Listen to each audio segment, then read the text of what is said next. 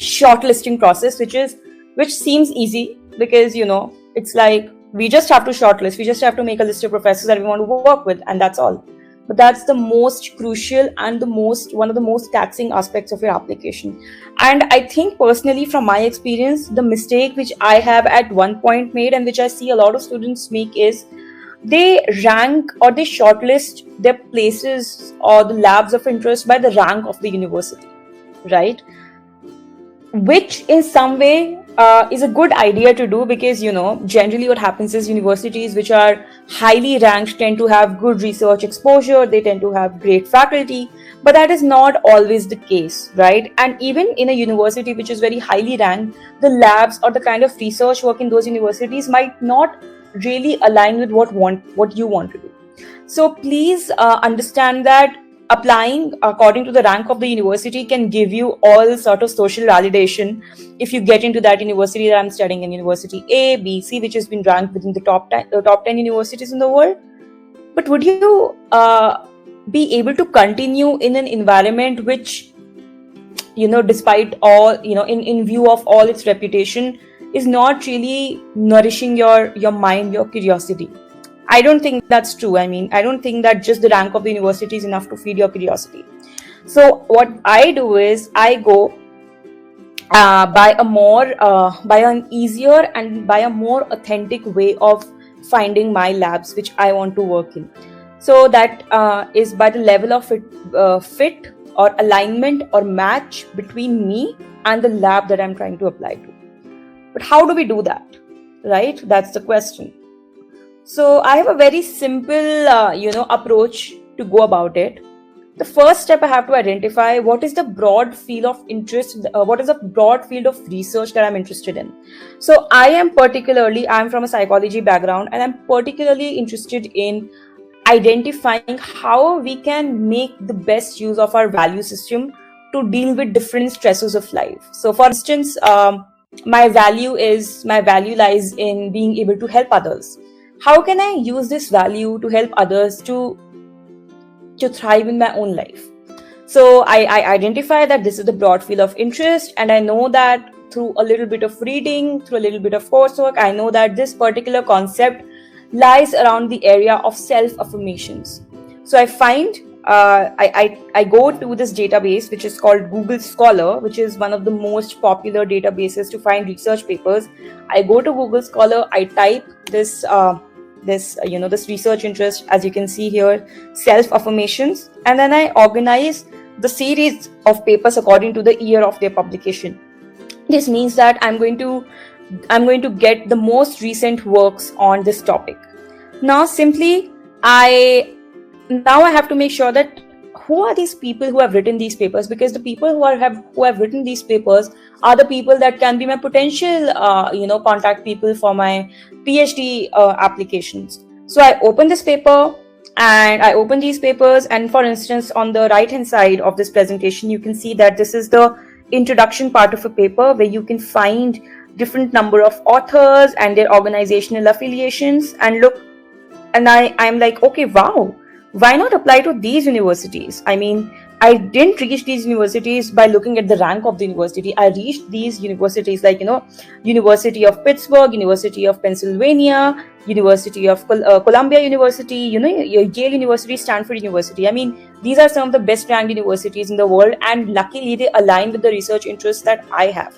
So I just have to, because it's so beautifully elaborated in research papers today, the organizational affiliations of the professors, and even with their contact information, that you can easily reach out to them. But there's a caveat. Before you reach out to these professors, you first have to find their email ID, right? Because what will you reach out to them on?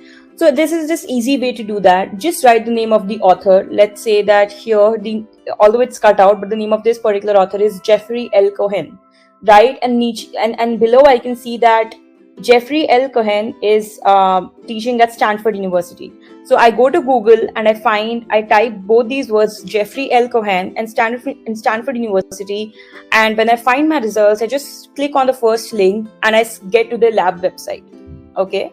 And looking at the lab website, they have or they have automatically provided us with their email ID for the lab or the professor or the lab assistant, and that's how I reach out to the professor.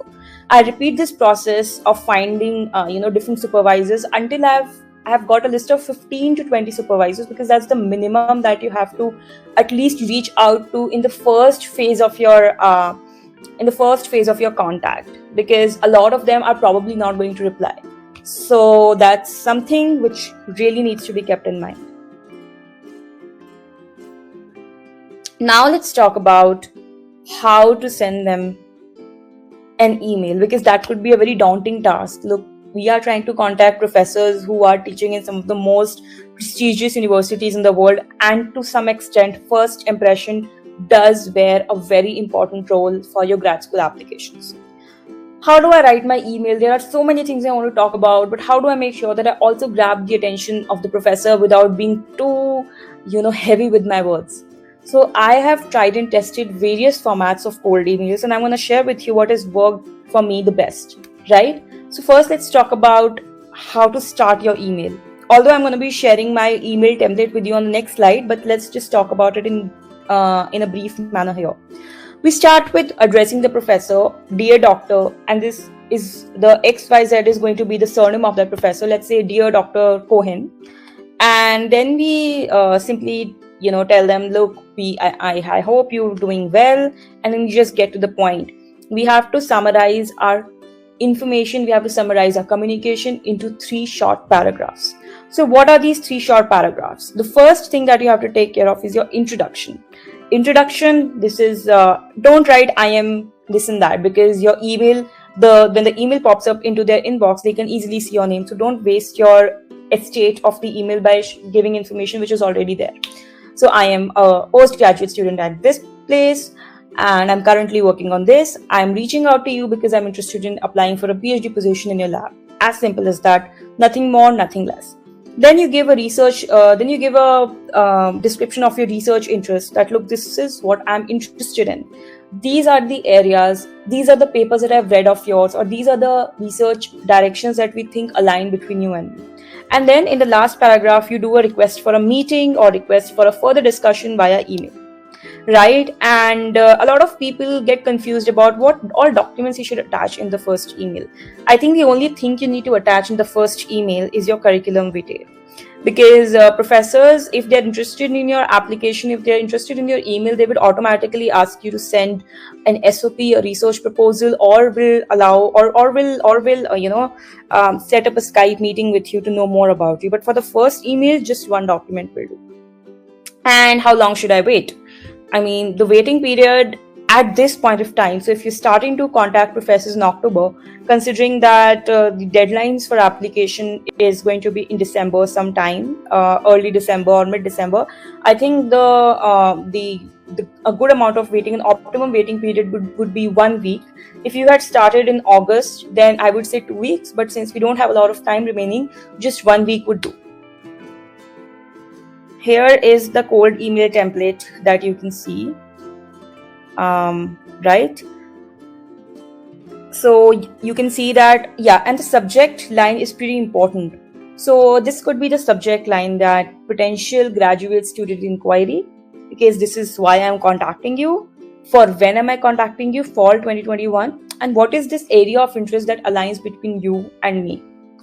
So this is social genomics. So I have addressed, dear doctor, and I'm a master's student in this place, and I'm reaching out to you to express my research interest and wanting to know if you are accepting students in this period or not, right? And then I just, in the next few lines, I just clearly summarize my research interests, which I have thought of over time, and these are the same research interests which also align with that of the professor. And how do I prove that?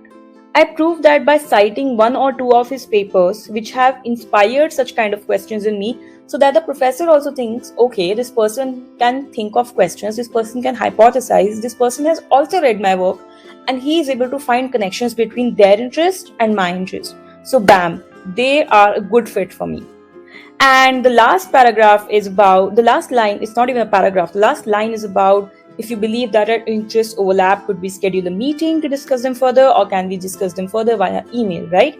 And if the professors, generally professors tend to be very open these days, they tend to find time for you to hold a brief Skype meeting in case they feel that the research interests are actually in alignment with each other. Then you can see I've attached my CV, and that's all. So this is something. Of course, I cannot share the response of the professor due to confidentiality reasons. But for this particular email, I'm sharing this particular email because the response that I received from the professor was phenomenal. I mean, he suggested, and I think it was one of the first few professors that I had emailed. He was so happy with the way that I had formulated my research interests. He suggested to me that I should also reach out to other professors in these areas. He also told me that these are the possible challenges you might find, while finding your funding and all of that. So it was a very nice experience for me. But in case the professor does not reply to you within a week's time, then you have to do a follow-up. If the professors don't reply within a week's time, you can just write that, look, I'm sorry to interrupt your busy schedule. I was wondering if you got the chance to have a look at my email. And this was a reminder that I had sent for another email which the professor didn't respond to. And as you can see below, the professor responded to this email after a short line of follow-up. So please don't forget to follow up, right?